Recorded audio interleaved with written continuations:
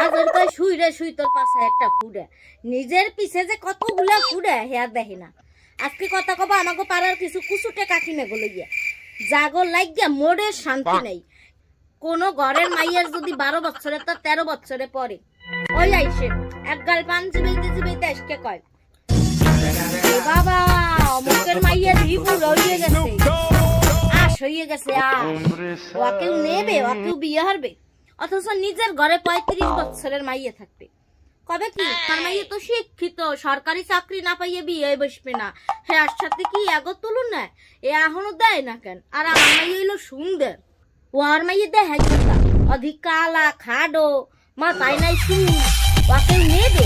আর 2 দিন হইলে পর বিয়ে চলবেও না, ও দিয়ে ঘরের খুঁড়ি দেবে, এখনো বিয়ে দেয় না মাইয়া। অথচ পাড়া প্রতিবেশীর কথার ঠেলায় ওই কাকিমাগো কথার ঠেলায় ধরেন বাপ মাই বিয়ে দিল, বিয়ার 2 মাস যাইতে না যাইতে শুরু হয়ে যায় আর এক পেরা।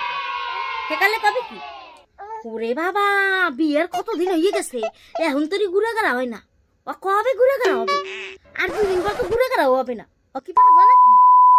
অথচ হেয়ার মাইয়ের কিন্তু এখনো বিয়ে হয় না, হেয়া চিন্তা হারে না, মাইশের গন্ধ তালাশ করবে বেড়ায় ভালো, নিজের যে কত গন্ধ হে গন্ধ দেখে না।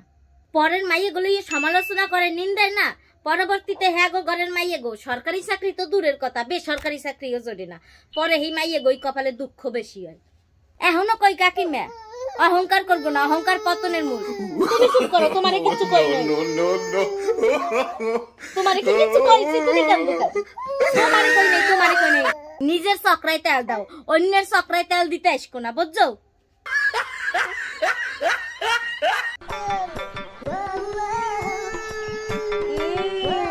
তোমার আমি কিছু কইছি, তুমি কান্দো কেন?